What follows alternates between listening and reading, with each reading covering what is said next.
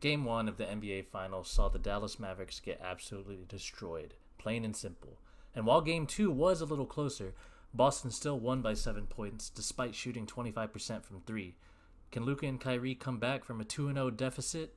First, I'll go over what went wrong with the Mavericks and what went right for the Celtics, and then give my personal prediction on what I think is going to happen for the remainder of the finals.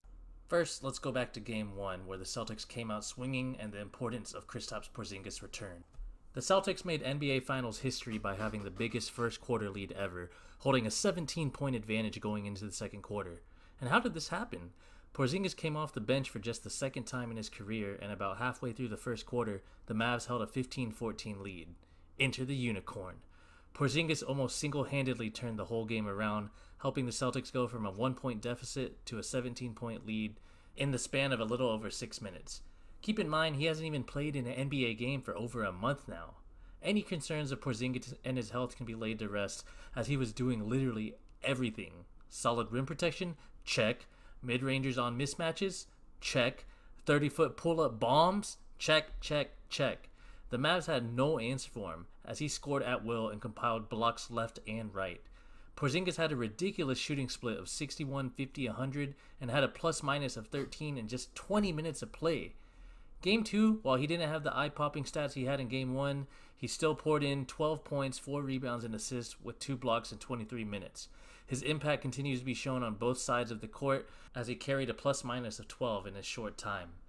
But Boston does need to be a little concerned, as Porzingis seemed to have re-injured the calf that had been bothering him throughout the postseason. He was visibly slower in the second half compared to the fluidity he showed in the first half, and looked labored and like he was limping throughout, so this will be a story we'll have to monitor. Next up, can Kyrie finally vanquish his Boston Demons? It's famously known Kyrie has had a winless record ever since stomping on Lucky during his time with Brooklyn, and after tonight and Game 1's no-show, Kyrie now holds a 0-12 record against his former team since that incident.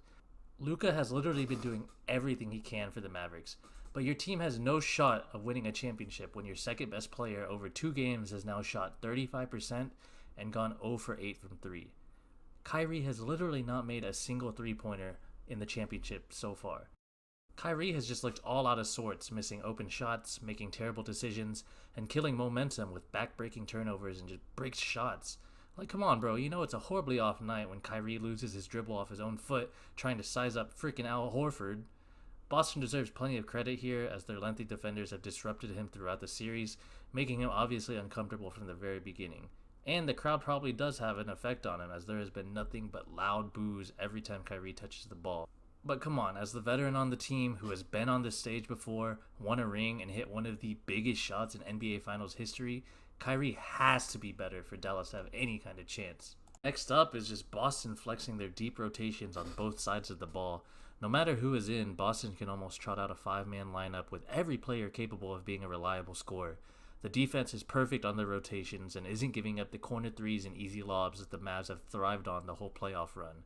Superstar Jason Tatum has had 2 mediocre scoring nights, and it still hasn't mattered, as there is just too many reliable options outside of their 2 stars. We saw Porzingis score plenty in Game 1, and in Game 2 is Jrue Holiday keeping the offense afloat, while Boston shot poorly as a team from 3. The Mavs have yet to have anyone score over 20 points outside of Luka. Boston has just done an outstanding job of playing perfect one-on-one defense on Luka and Kyrie, letting the rest of the defenders stay home on their man so Dallas cannot generate those quality open looks that they always get. And even with the few open looks Dallas has been able to get, shots just haven't been falling for them. In Game 1, Dallas shot 25% from 3, and that number dropped to 23% in Game 2. Those types of shooting percentages just won't cut it against a team with as much firepower as Boston. Now, if Dallas wants any chance in coming back from this, history definitely isn't on their side. In the history of the NBA Finals, a team has gone up 2-0 36 times. And out of those 36 teams, the team with the 2-0 lead has gone on to win the championship 31 times. And if we dig a little deeper, it gets worse statistically for the Mavericks. Boston has an all-time 43-1 series record when going up 2-0, with their lone loss coming in the 2018 Eastern Conference Finals to the Cleveland Cavaliers. I'll be honest, it's hard to count out Luka Doncic and Kyrie Irving in a 7-game series, and we've seen Luka claw his team back from a 2-0 deficit when he famously destroyed the Suns in the 2022 Western Conference Finals. And while Dallas has played quality opponents on their way here, they have yet to encounter a team like this Boston Celtics squad. They run a true 5-out offense that broke records during the regular season, and a top 3 defense with the perfect personnel to slow down Luka and Kyrie. It's obvious why this was a 64-win team this year. My final prediction: as much as I would love for Luka to win his first championship, this team doesn't have the roster to keep pace with Boston. They had a golden opportunity to win Game 2 and just couldn't capitalize. I do believe they'll be able to steal 2 games, but I believe Boston closes this series out in 6. Let me know what you guys think in the comments, and I'll see you guys next time.